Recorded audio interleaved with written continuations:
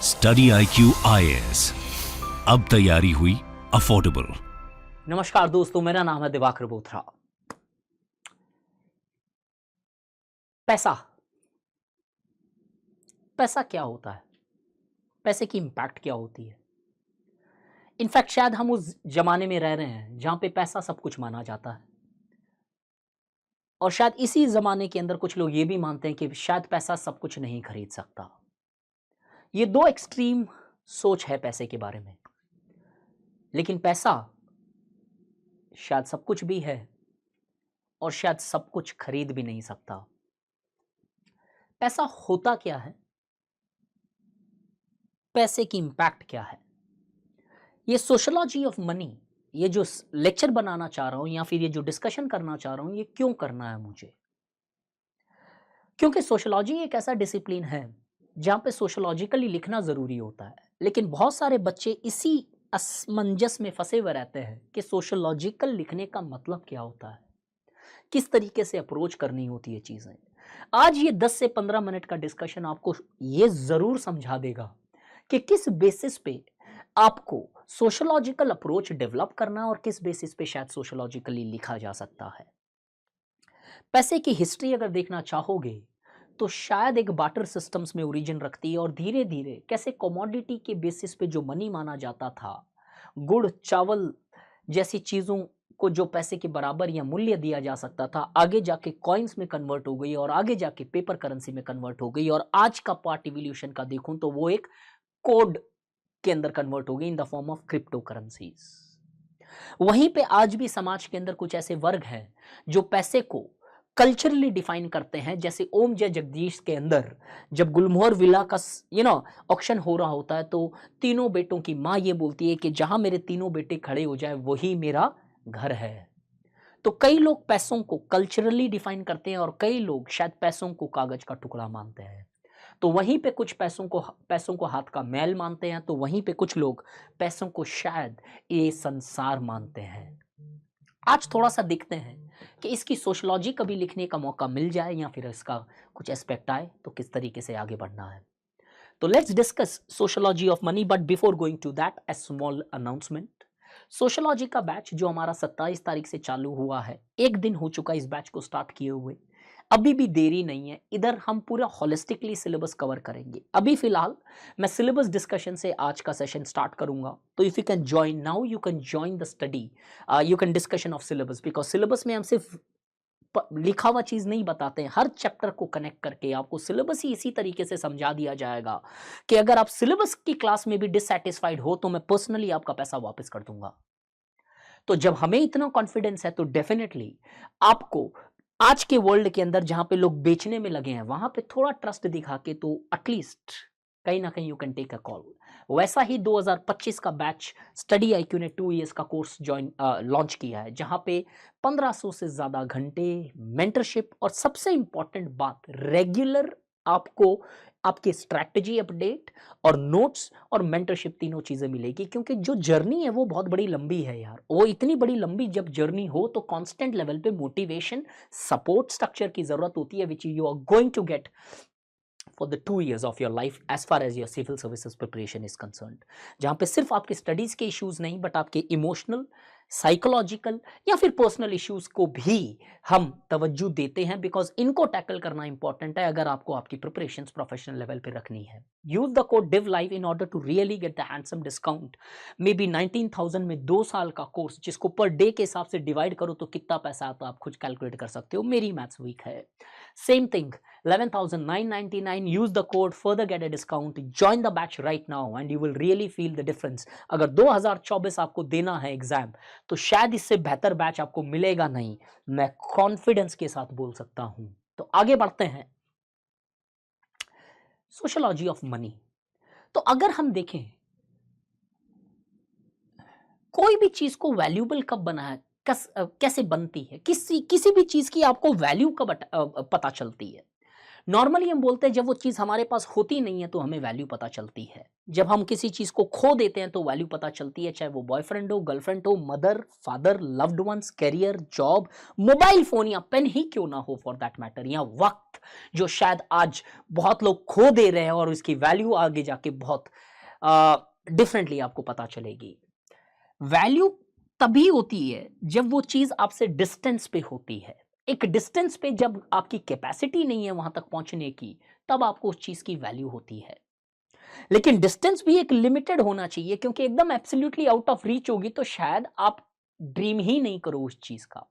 मैं अगर आज बोलूं कि प्राइम मिनिस्टर की पोस्ट की वैल्यू मेरे लिए बहुत है, तो शायद एकदम भी नहीं है मेरे पर्सनल लेवल पे, बिकॉज मैं बन नहीं सकता हूं, मुझे कोई चाह नहीं है उसकी, बिकॉज आई नो मैं शायद वहां पे नहीं पहुंचूंगा। लेकिन वहीं पे एक एमपी के लिए शायद वो बहुत रीचेबल डिस्टेंस पे है, तो शायद वो सपने देखता है प्राइम मिनिस्टर बनने के। मनी जो है, पहला पॉइंट देखते हैं, money largely increases and decreases this distance. If you have a money, that the distance between the things can be merged, can be tackled, और आपके ये डिस्टेंस को रिड्यूस करने में मदद करता है आपका मनी। और जब उस चीज को प्राप्त कर लेते हो तो शायद इसी मनी के कारण उसकी वैल्यू खत्म हो जाती है, क्योंकि एक बार आपने पा ली तो एक ह्यूमन टेंडेंसी है उस चीज की वैल्यू नहीं रहती है। तो जब मेरे पास शायद आईफोन नहीं था तो मुझे शायद आईफोन की वैल्यू थी, प्रैक्टिकली तो नहीं थी, लेकिन जब आ गया तो और वैल्यू खत्म हो गई उस आईफोन की। वैसे ही शायद आपके पास जब गाड़ी आई तो आपकी उसकी वैल्यू खत्म हो गई, so on and so fourth. Therefore one of the एक पर्सपेक्टिव देता हूं that money largely decides whether we value the things or not. As the things are valued on the basis of the distance, money can help in bridging this distance, but at the same time, we also see money creates this distance as well, as lack of money can increase the distance from a particular even basic necessities. Or once that distance is reduced, it is the very money which is responsible for largely devaluing of things. ये money ही होती है, पैसा ही होता है जो society की norms, values, culture change करता है। हम देखते हैं कि आज मटेरियलिस्टिक है वर्ल्ड। मटेरियलिस्टिक की अगर पॉलिटिकल साइंस की आइडियोलॉजी जाओ तो एक ही अर्थात मीनिंग है इसका, रैशनैलिटी। लेकिन हमने मटेरियलिज्म को मटेरियल कंजप्शन से इक्वेट किया, कॉन्स्पिक्यूअस कंजप्शन से इक्वेट किया है। Money helps in bringing change in norms and values. आज हम देखते हैं पैसे के कारण कॉन्ट्रैक्ट मैरिजेस आने लगी, वीजा मैरिजेस आने लगी, डाइवोर्सेस होने लगे, और इसी पैसे के बेसिस पे दोस्ती बनती है, पार्टियां बनती है, आया राम गया राम, पीएम, सीएम्स, डीएम्स, सब शायद पॉसिबल है, शायद डीएम तो नहीं है फिलहाल, बट कहीं ना कहीं money has actually helped in changing the norms of the systems, where earlier the values and emotions were playing more important role. Today it is the practicalities, or it is the amount of your status, lifestyles, which largely determines your positions in the societies. So to a very greater extent पैसा शायद आपको बाबू बन गया gentle, Raju बन गया gentleman बना देता है। अगर पैसा है तो शायद आप जेंटलमैन हो, और पैसा नहीं है तो शायद आप एक रोड साइड रोमियो मान लिए जाओगे। और आगे जाए, ये पैसा ही है, ये मनी ही है जिसके कारण कैपिटलिज्म जैसी सिस्टम्स डेवलप हुए। अब चाहो तो कैपिटलिज्म को रैशनल सिस्टम मान के चलो, या चाहो तो कैपिटलिज्म को एक्सप्लॉयटेटिव सिस्टम मान के चल सकते हो, but at the end it is the money which has bot change in the economic systems and economic ideologies of the societies. और मनी कहीं ना कहीं रैशनैलिटी भी लाती है सोसाइटी में, और कैलकुलेबिलिटी भी लाती है। पैसा कहीं ना कहीं आपको कैलकुलेबल बनाने में, कैलकुलेट करने में बहुत कैलकुलेटिव बना देता है। जब आप देखते हो कि ये घर लेना बेटर है, वो घर लेना बेटर है, तो कैलकुलेट करने लगते हो चीजें। क्यों?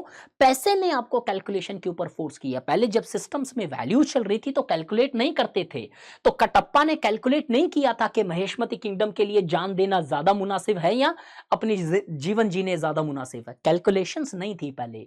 Money by making you more rational has largely inculcated that the spirit of calculability, where the decision become absolutely rationals, creating iron cage of rationalities जो रिट्जर बोलते हैं, या फिर alienations in these societies। ये ध्यान रखना, मनी से जितना एलिनेशन होता है वो एलिनेशन को टैकल करने का जरिया भी पैसा है। Money has bought cynicism in societies. मतलब सिनिसिज्म को एक सिंपल टर्म्स में बोलूं तो everything is up for sales. पैसे वालों को ये लगने लगता है, मनी ब्रिंग्स दैट एटीट्यूड कि जो चीज़ है मैं खरीद सकता हूं। तो बड़े बड़े रईस लोग ये मान लेते हैं, इलीट लोग ये मान लेते हैं कि पैसे होने से पूरे संसार को खरीद लेंगे। चाहे वो सलमान खान ने वो विक्टिम्स को ही क्यों ना खरीदा हो अपने एक्सीडेंट केस के अंदर, या फिर बहुत सारे ऐसे क्रिमिनल्स हैं जिन्होंने शायद सिस्टम को ही बंदिश के ऊपर रख दिया है, सिस्टम को ही कहीं ना कहीं जेल में डाल के छोड़ दिया है। Makes relationship impersonal. पैसा जिस भी रिलेशनशिप पे आता है, आप डे टू डे लेवल पे बोलते हो कि पैसा आने से ही इश्यूज आने लगती है, तो मेक्स रिलेशनशिप इम्पर्सनल। क्यों आती है वो इश्यूज? क्योंकि इम्पर्सनल हो जाते हैं रिलेशनशिप। आप एक दूसरे की रेस्पेक्ट फिर पैसों के बेसिस पे करने लगते हो, ना कि एक दूसरे की रेस्पेक्ट आपके कैरेक्टर और इंटेलेक्चुअल्स के बेसिस पे कर रहे हो। So money actually makes things impersonal, and this impersonalities largely many times becomes the ground for rise of conflicts। पैसे से ग्रेटिफिकेशन भी फुलफिल होती है कि पैसा कहीं ना कहीं आपकी नीड्स, आपके डिजायर्स को फुलफिल करने में भी मदद करता है, और इसके कारण आपकी एलिनेशन भी दूर होती है। तो कई बार आप देखते हो कि शॉपिंग जो होती है कहीं ना कहीं बहुत आपको खुशी सी भी देती है। कोई चीज नहीं खरीदती है तो खुशी आता है। क्यों? शायद वो छोटा सा गोल लाइफ का एक अचीव हो गया कि ये घर लेना है, ये मोबाइल लेना है, ये टीवी लेना है, या फिर ये कोई एस्पेक्ट लेना है, गाड़ी लेनी है। तो एक फुलफिलमेंट भी करती है, जिसके कारण बहुत हद तक आपका एलिनेशन, डिप्रेशन और एंग्जाइटी भी टैकल हो सकती है। पैसे ने एंसेलमेंट को बढ़ाया है तो पैसे ने एंसेलमेंट को घटाया भी है। पैसे होने के कारण बहुत सारी चीजों से आप बाहर आ सकते हो। तो अगर स्लेवरी सिस्टम में जाएं तो अगर राइट पैसा है तो आपका फ्रीडम भी खरीदा जा सकता है, और इसी पैसे ने कहीं ना कहीं एंसेलमेंट को इंक्रीज भी किया है। कैसे? पैसे के कारण आप एंस्लेव्ड हो गए हो। आज मिडिल क्लासेस के ऊपर सबसे ज्यादा रेलिवेंट होता है, because of their money, because of their job, they largely become slaves of multinational companies. क्यों? क्योंकि वो पैसा ज्यादा दे रही है, तो वो एक्सप्लॉयटेशंस को भी एक्सेप्ट करने के लिए रेडी है। So money is a phenomena which has its impact in every sphere. In fact Raghuram Rajan ने बोला था एक बार, जो हमारे आरबीआई के गवर्नर भी रह चुके हैं, that money is the most potent equalising force. कि मनी और पैसा आज के जमाने में सबसे ज्यादा इक्वलाइजिंग फोर्स है कि इससे इक्वालिटी एस्टैब्लिश की जा सकती है। तो I hope this session has helped you to understand how to think sociologically, how to write sociologically. मैंने कोई थिंकर्स यूज नहीं किए, मैंने कोई ग्रेट स्कॉलर्स यूज नहीं किए, मैंने छोटी छोटी चीजों में एप्लीकेशन की जहां पे कुछ थिंकर्स भी थे और जहां पे एक ब्रॉड एनालिसिस है। तो सोशियोलॉजी हो या आपका जीएस हो, आपको मार्क्स मिलते हैं आपकी एनालिसिस के दम पे, और एनालिसिस करने के लिए एक प्रैक्टिस करनी जरूरी है। और ये पहले दिन से पूरे बैच में 5 महीने अगर आपको जब ये कराई जाएगी, तो इमेजिन करो कि आपकी analytical skill would be at a next level. And believe me when I am saying this, I assure you I do this. 2024 में अगर आपको सोशियो में एग्जाम देना है, सोशियो से यूपीएससी का मेंस, तो this is the right opportunity to largely understand कि you should join the organization and get a different perspective. Notes जितना दूं उतना पढ़ लेना, that would be sufficient. So thank you so much. I hope this session helped you to further add certain novelty in your answers. Thank you. Have a nice day. Study IQ IAS अब तैयारी हुई affordable.